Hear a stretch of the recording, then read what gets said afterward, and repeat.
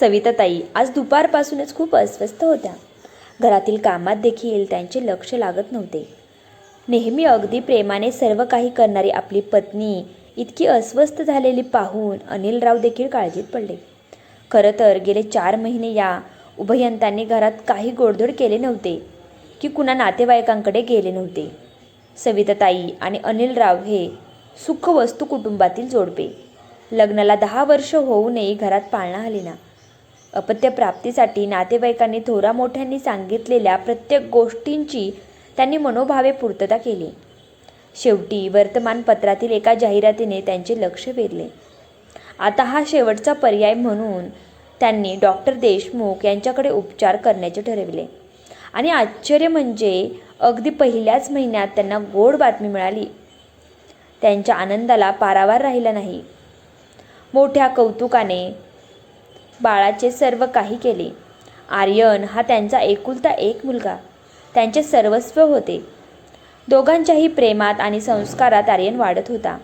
शालेय व महाविद्यालयीन जीवनात तो एक हुशार आणि अष्टपैलू विद्यार्थी म्हणूनच सर्वांचा लाडका होता.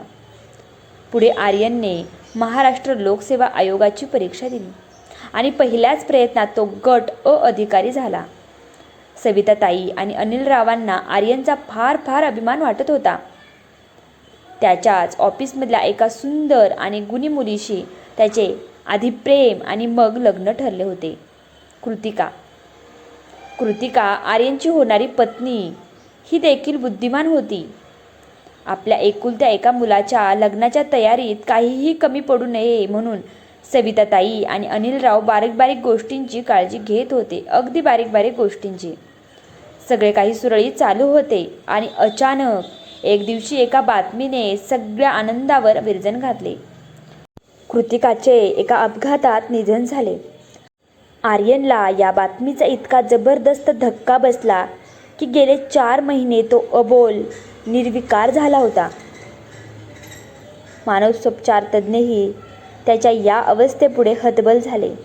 सविताताई आणि अनिलराव पार खचून गेले होते. आज अचानक एक फोन आला. पलीकडून एक मुलगी बोलत होती. तिने आर्यनला भेटण्याची इच्छा व्यक्त केली. फोनवरील त्या संभाषणाने सविताताई अस्वस्थ होत्या. कोण असेल ही मुलगी? तिला आर्यनला का भेटायचे आहे? या विचाराने सविताताई बेचैन झाल्या होत्या.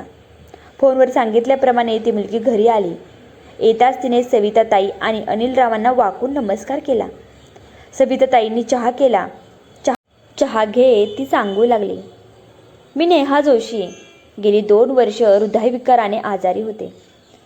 हृदय प्रत्यारोपण हाच एकमेव उपाय डॉक्टरने सांगितला होता. हृदयदाता न मिळाल्याने माझी जगण्याची उमेदच संपली होती. पण 4 महिन्यांपूर्वी आमच्या डॉक्टरांचा मला फोन आला.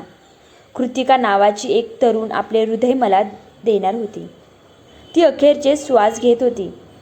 तिची शेवटची इच्छा म्हणून मला तिने भेटायला बोलवलं. तेव्हा शेवटच्या क्षणी कृतिकाने मला आर्यनविषयी सर्व सांगितलं आणि या जगाचा निरोप घेतला.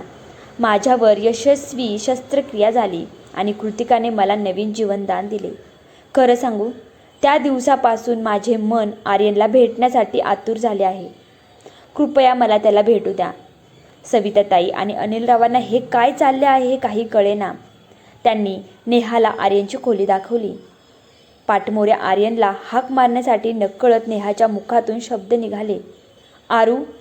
आणि काय आश्चर्य, निर्विकार आर्यन पटकन मागे वळला. दोघे एकमेकांकडे पाहू लागले. नेहाने धावत जाऊन आर्यनला मिठी मारली. आर्यनच्या डोळ्यातून घळाघळा अश्रू वाहत होते.